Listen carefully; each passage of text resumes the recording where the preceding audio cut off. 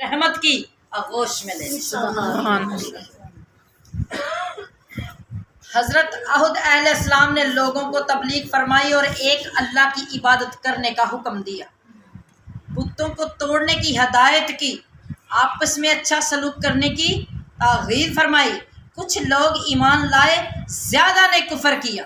اس وقت کا بادشاہ جس کا نام شادود تھا، اسے ابھی حضرت احد علیہ السلام نے فرمایا، اس نے کہا کہ اے احد، اگر میں تیرے خدا پر ایمان لے آؤں تو مجھے کیا ملے گا؟ آپ نے فرمایا جنت ملے گی۔ اس نے کہا جنت میں کیا ہے؟ آپ نے فرمایا جنت میں باغ ہیں، شہد اور دودھ کی نہریں ہیں، یاقوت زمرد کے محلات ہیں، جنت کی دیوار کی ایک اینٹ سونے کی اور ایک چاندی کی ہے، گھاس زعفران کا ہے، جنت میں نہ سوئیں گے نہ مریں گے، وہاں حسین و جمال والی عورتیں حوریں ہوں گی۔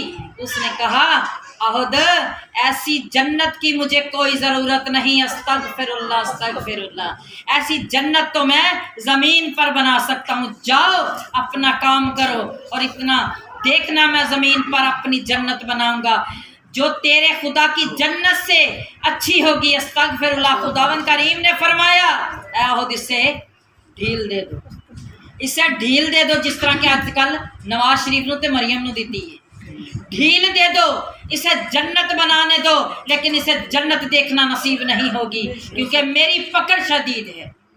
بے شک تیرے رب کی پکڑ شدید ہے۔ میری پیاری بہن، خدا کے باغی انسان نے جنت بنانے کی تیاری شروع کر دی۔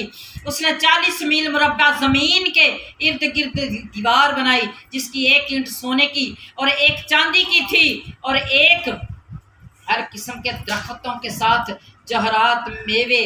لاکھ آدمیوں نے جنت بنانے کا کام شروع کر دیا، کمرے بنائے، کمروں کی چھتیں زمرد سبز تھی، درخت بنائے، درختوں کے تنے سونے اور چاندی سے بنائے گئے، پتے زعفران سبز کی ڈوریوں سے بنائے گئے، یاقوت سرخ سے بنائی گئی مٹی کی بجائے زمین کو مشک عنبر اور زعفران سے پر کیا گیا۔ اس نے جنت میں دودھ، شہد کی اور شراب کی نہریں جاری کر دی، جنت کو 4 حصوں میں تقسیم کر دیا، 1,00,000 کرسی سونے چاندی کی رکھوا دی، میزوں پر ہر قسم کے میوے چنائے گئے، اور عورتوں کو ریشمی لباس پہنا کر حوروں کی طرح وہاں کھڑا کر دیا، پھر خاص لوگوں کو ان محلات میں بسا دیا۔ رات کے وقت یہ جنت اتنی روشن ہوتی تھی کہ اس کی روشنی آسمان کی طرف جاتی تھی۔ اس نے 10 مربع میں مکمل کی تھی، 10 برس میں مکمل کی تھی۔ ملازم لوگوں سے سونا چاندی زبردستی چھین لیتے تھے۔ ایک بوڑھی، اللہ اکبر، ایک بوڑھی کی ایک یتیم بچی تھی جس کے کانوں میں سونے کی بالیاں تھیں۔ ان ظالموں نے کہا اے لڑکی، یہ بالیاں اتار دے۔ اس بچی نے رو کر کہا میرے باپ کی نشانی ہے، مجھ سے مت چھینو، مگر ان ظالموں نے اس کے کانوں میں سے بالیاں نوچ لی جس سے اس کے کان لہو لہان ہو گئے۔ اللہ اکبر۔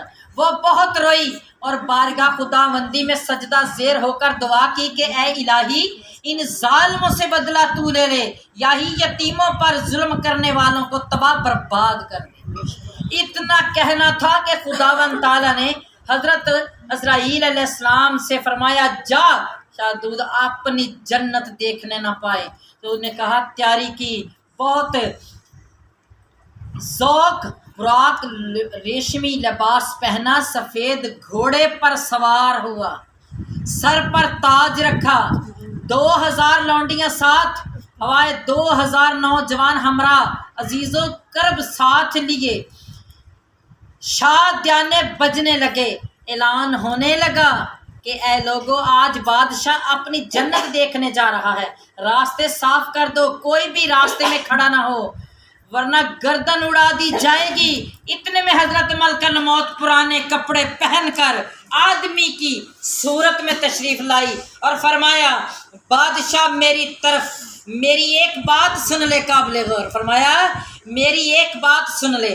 بادشاہ نے کہا میرے پاس وقت نہیں ہے، ملکن موت نے کہا بس 1 منٹ کی بات ہے سن لے۔ شاہ داؤد نے کہا پیچھے ہٹ جا میں تیری کوئی بات نہیں سنوں گا۔